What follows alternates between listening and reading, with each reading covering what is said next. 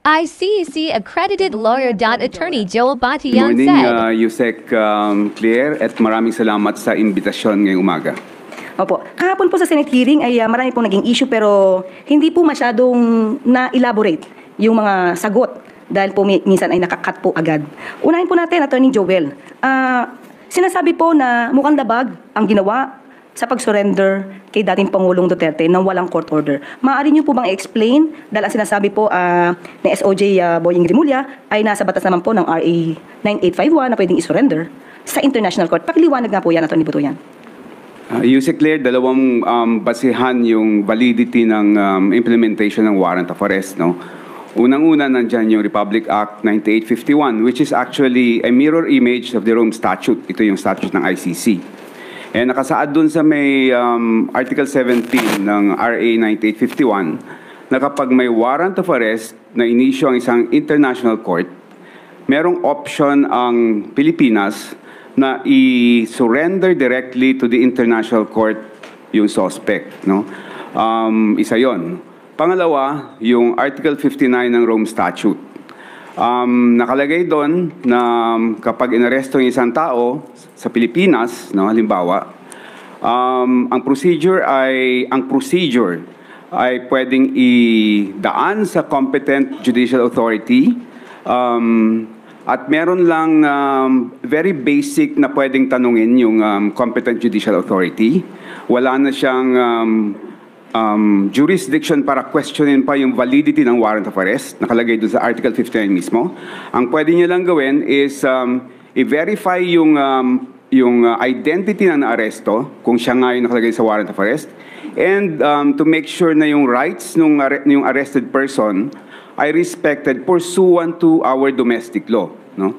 Ngayon, meron ng decision ang ICC mismo with respect to ano ba yung binding effect ng procedure under Article 59 kung kinakailangan dumaan sa domestic judicial authority. Sabi ng ICC sa Ongwen case noong 2015 na there is no duty on the arresting country to follow the procedure under Article 59. So hindi kinakailangan dumaan sa domestic judicial authority for as long as yung substance ng Article 59 is complied with, which is what yung identity ng accused, saka kung respected yung rights ng accused.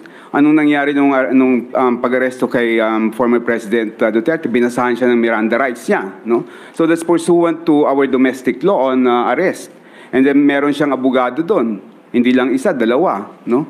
So yung substance ng Article 59 were actually complied with. So talagang both under our local law and under the ICC statute, complied with valid yung implementation ng warrant of arrest. Yusek Claire.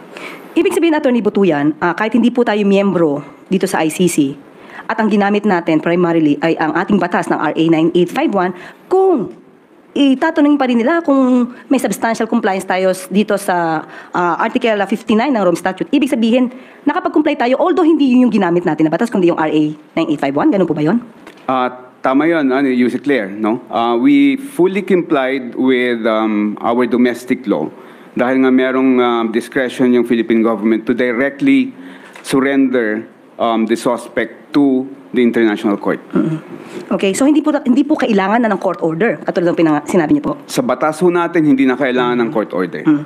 Meron po, siguro nadinig niyo po sa hearing kahapon, sinasabi po ni VP Sara na ito daw ay maliwanag na warrantless arrest dahil daw ang warrant of arrest ay dapat daw nagmumula sa local courts ng Pilipinas. Ano po masasabi niyo po doon? Meron hong warrant of arrest. It was issued by an international court na naging miyembro tayo. No? So hindi ho totoong warrantless arrest ito dahil talagang merong warrant covering the arrest of the former president. Ini-issue rin po na sabi po niya, Senator Aimee, dahil ang una yatang pinakita ay i-warrant. Ano po masasabi niyo sa batas po natin patungkol dito sa i-warrant of arrest? Yusek Claire, sa batas mismo natin, hindi kailangang ipakita yung physical warrant of arrest at the time of the arrest. No? For as long as there exists the warrant of arrest, no? Pwede mag-aresto. In fact, pwede na sa atin yung e-warrant na sinasabi. dun sa may revision ng ating rules of court, no? Even sa ICC mismo, hindi kailangan ipakita yung physical warrant of arrest dahil po pwedeng i-warrant din yan.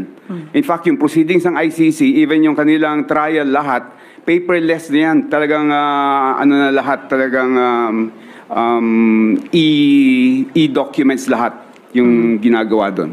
Pero kung napanood niyo po yung hearing kahapon, may pinakita po kasing video na sinasabi ni dating Pangulong Duterte, na kasi may pinapakita sa kanya na warrant of arrest. Parang sinabi niya na, bakit niya ipapakita sa akin yung papel na yan?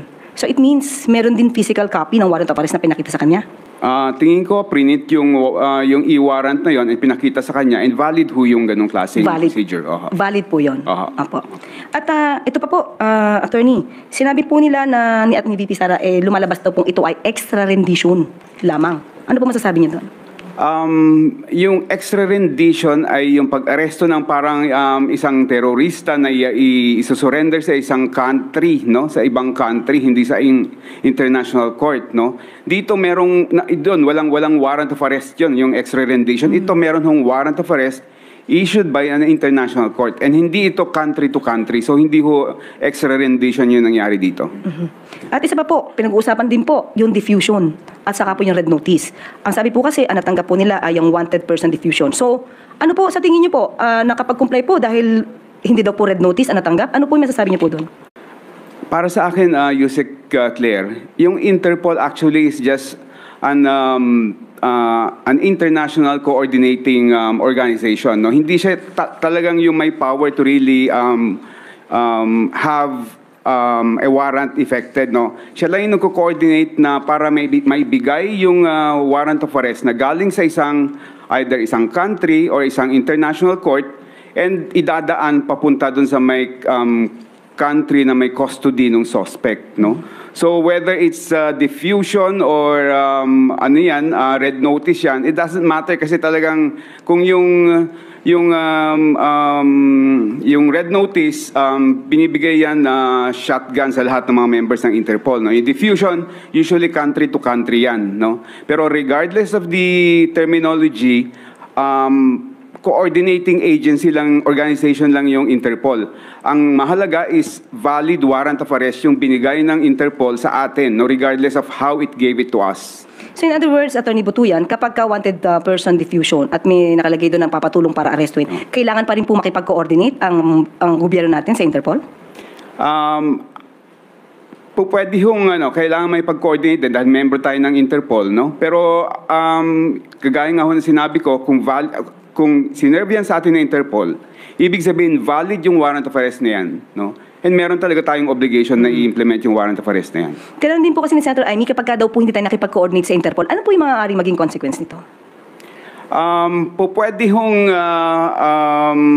sa susunod na sila naman yung may kailangan, hindi naman tayo pagbibigyan, no, ng Interpol kung sakaling meron tayong request for extradition halimbawa or implementation of a warrant ng halimbawa ng citizen natin or any foreigner who commits a crime in the Philippines, and we request for the custody of that suspect or that accused, pwede tayong hindi pagbigyan because we violated our commitment sa Interpol. Meron pa po kayong nais na idagdag, yung panghuling salita patungkol po dito sa silbi ng warrant of arrest at pag-surrender kay dating Pangulong Duterte sa ICC? Nakita naman natin yung pag-serve ng warrant of arrest, no? Naka-video nga lahat yung mga pangyayari. And kung ikukumpara natin yung pag-serve ng warrant of arrest kay former President Duterte sa pag-serve ng warrant of arrest sa ordinary suspect or criminal sa Pilipinas, sobrang nakakalamang si former President Duterte. In fact, ang daming privileges that were extended to him, no, over and beyond what is required by law.